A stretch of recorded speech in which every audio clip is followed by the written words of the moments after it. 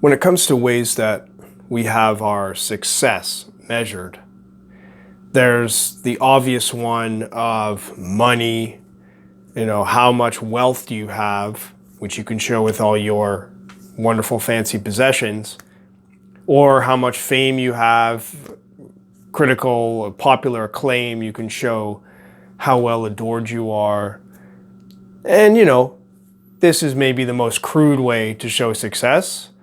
And that's why it's a whole world of show-off consumption where we have, fancy objects that beyond simply being high-quality, beautiful objects, they are objects, made by these brand name designers and that have some ostentation of gold or whatever, just to show how successful and wealthy we are.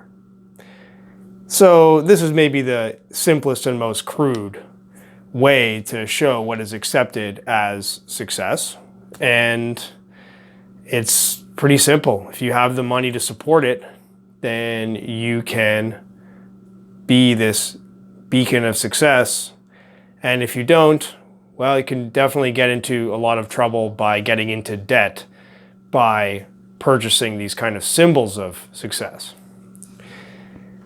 But many people can look past this particular form of success and they say, okay, well, money isn't everything. And many people clearly understand and agree that money does not equate with success and money doesn't make you happy.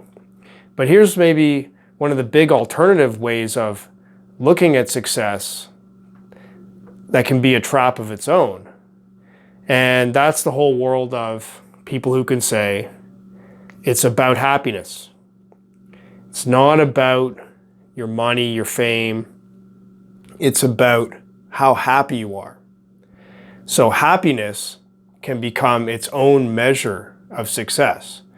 And just like people can compete with big, fancy, luxury objects to show off their success in wealth, we also see people can compete to show off how happy they are.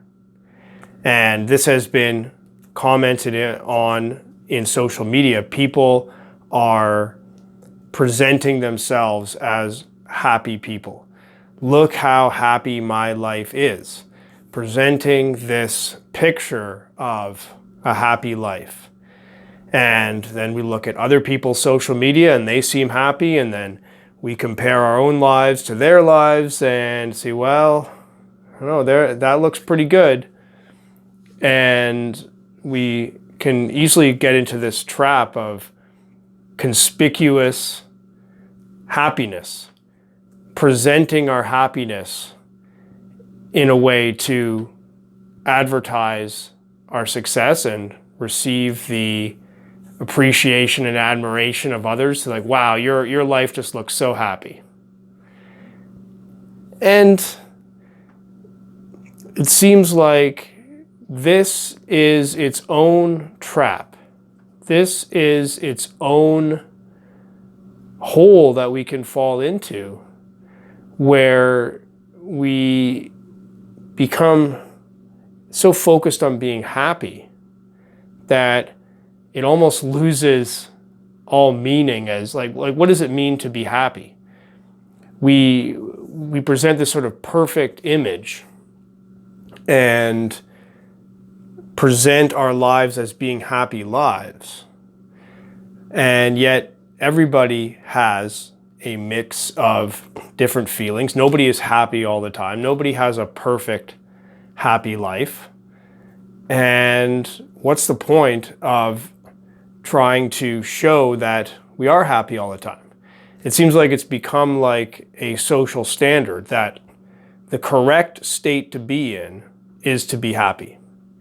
If you are not happy, then there's something wrong. And we can see this even in asking the question, how are you? If someone asks you, how are you? The response has to be good or okay.